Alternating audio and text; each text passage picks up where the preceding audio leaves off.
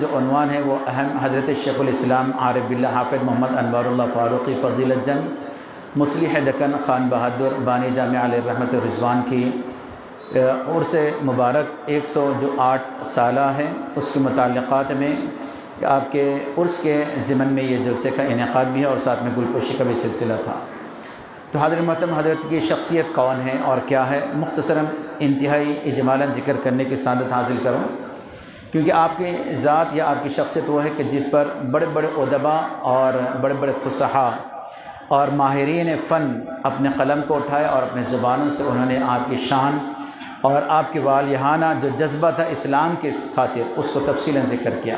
وقت اپنے اندر اتنی گنجائش نہیں رکھتا کہ ان تمام کا احاطہ کریں، لیکن انتہائی اختصار کے ساتھ کچھ باتیں ذکر کر دیتا ہوں، کیونکہ حاضر محترم اللہ سبحانہ و تعالیٰ کا ایک نظام ہے کہ جب بارش برسانا ہوتا ہے تو پہلے موسم کو سازگار کر دیتا ہے، ہوائیں چلنا شروع ہوتی ہیں، رحمت، کیونکہ بارش اللہ کی رحمت ہے، نزول رحمت سے پہلے اللہ تعالیٰ موسم کو تبدیل کرتا ہے اور حالات بتاتے ہیں کہ اب رب کی رحمت کا نزول ہونے والا ہے۔ بالکل اسی طرح حضرت کی جو ذات ہے، جو آپ کی شخصیت ہے، ولادت سے پہلے آپ کی ولادت کی خوشخبری آپ کو دی گئی تھی۔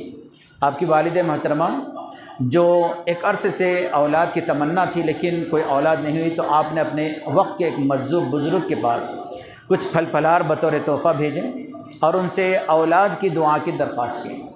انہوں نے ان کے پھلوں کو قبول بھی کیا اور ایک خوشخبری دی اور فرمایا کہ آپ کو ایک اولاد ہوگی جو حافظ قرآن ہوگی اور محافظ علوم فرقان ہوگی، یعنی وہ لڑکا ہوگا اور دوسرا ہے کہ قرآن کا حافظ بھی ہوگا اور قرآن میں جو علوم بتائے گئے ہیں ان تمام علوم کا وہ محافظ بھی ہوگا۔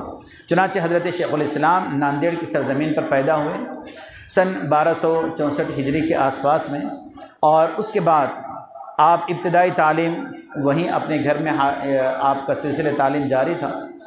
5 سال کی عمر میں آپ حضرت بدیع الدین رحمۃ اللہ علیہ کے یہاں قرآن کریم کا ناظرہ پڑھنا آپ نے شروع کیا، اور جب آپ کی عمر مبارک صرف 11 سال کی تھی تو آپ قرآن کریم کے حافظ بن چکے تھے۔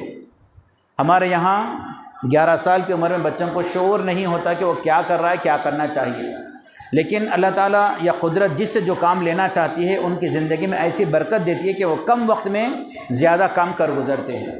تو صرف 11 سال کی جو عمر تھی قرآن کے حافظ بن گئے۔ اس کے بعد جب آپ اپنے والد کے ساتھ جب حیدرآباد دکن کی طرف ناندیڑ سے ادھر آپ کے والد کے ساتھ آ گئے تھے، اس وقت میں آپ کی جو عمر تھی انتہائی قلیل تھی، 17 سال، اور بعض نے 27 سال بھی ذکر کیا، بعض 23 سال بھی ذکر کیے۔ تو اس وقت آپ یہاں پر آ گئے۔ اس کے بعد آپ کا عقد نکاح ہوا۔ نکاح کے بعد ازدواجی جو تعلقات ہوتے ہیں، یعنی گھر کی جار کی جو ذمہ داری ہوتی ہے، انسان پر بڑی سخت ترین ذمہ داری ہوتی ہے، خود کا گھر کا محافظ کرنا، گھر کے خاندان کے گھر والوں کے دیکھ رکھ کا انتظام کرنا۔ اب آج تو ہمارے یہاں مالی وسعتیں بہت زیادہ ہیں، لیکن اس دور میں مالی وسعتیں نہیں تھیں، ابھی شادی ہوئی تھی، اس کے کچھ وقت کے بعد آپ کو سرکاری ملازمت سے آپ ہمکنار ہوئے، اور اس کے بعد ایک ایسی فائل آپ کے پاس لائی گئی تھی جس کی وجہ سے آپ نے سرکاری نوکری کو ٹھوکر مار دیا۔ حالانکہ انسان کو نوکری کی سخت ترین ضرورت ہوتی کب؟ شادی ہونے کے بعد، اور وہ بھی ہمارے یہاں گورنمنٹ جاب جس کو ہم سر آنکھوں پر رکھ کے قبول کرتے، کچھ لین دین بھی ہو تو ہم دے دیتے، کیوں؟ راحت اور سکون کی زندگی ہے، وقت پر اپنے کو پیسے آ جاتے اور زیادہ محنت اور مشقت کا کام نہیں ہوتا، اور ایسے لمحات میں ہم جو ممکن ہو ہم اپنے سے کرتے۔ لیکن ذرا غور کریں، شیخ الاسلام صرف ایک دفتر کے لیے نہیں تھے، رب ذوالجلال نے ان کو ان کے ذریعے سے اصلاح دکن کا نظام کو قائم کرنا مقصود تھا۔ آپ نے نوکری کو چھوڑ دیا۔ کام کیا تھا؟ ایک کام یہ کرنا تھا کہ ایک سودی کاروبار کی جو فائل تھی صرف اس کو نقل کرنا تھا، سود دینا تھا نہ سود لینا تھا، صرف سودی کاروبار کی ایک فائل تھی جس کو نقل کرنا تھا۔ تو بولے میں نقل تو دور کی بات ہے، میں جاب کو ہی چھوڑ دیتا ہوں۔ بہت سمجھائے لوگ، بولے گورنمنٹ جاب کس کو ملتا مسلمانوں میں، لیکن پھر بھی وہ بولے نہیں، ایسی نوکری نہیں چاہیے جس میں حرام کا اس میں آمیزش و مکس ہو، تو آپ نے نوکری کو چھوڑ دیا۔ اس کے بعد شروع سے درس و تدریس کا سلسلہ تھا، اس کے بعد آپ نے جامعہ نظامیہ جو مدرسہ ہے اس کو آپ نے قائم فرمایا، لوگ آپ سے وابستہ ہوتے رہے، یہاں تک کہ آپ کے چرچے ہونے لگے۔ اتنا آپ کا تبحر علمی تھا، علمی جو مقام تھا اتنا بلند بالا تھا کہ آپ کے چرچے پورے علاقے کے اندر معروف ہو گئے۔ تو وقت کے جو بادشاہ تھے محبوب علی جو بادشاہ جو 6ویں نظام تھے، ان کے استاد کے طور پر ان کو منتخب کیا گیا تھا۔ انہوں نے اپنے بیٹے عثمان علی جو بادشاہ جو 7ویں نظام ہیں، جو یہاں کے حکمراں اور فرما رواں تھے، ان کی تربیت کے لیے ان کو منتخب فرمایا۔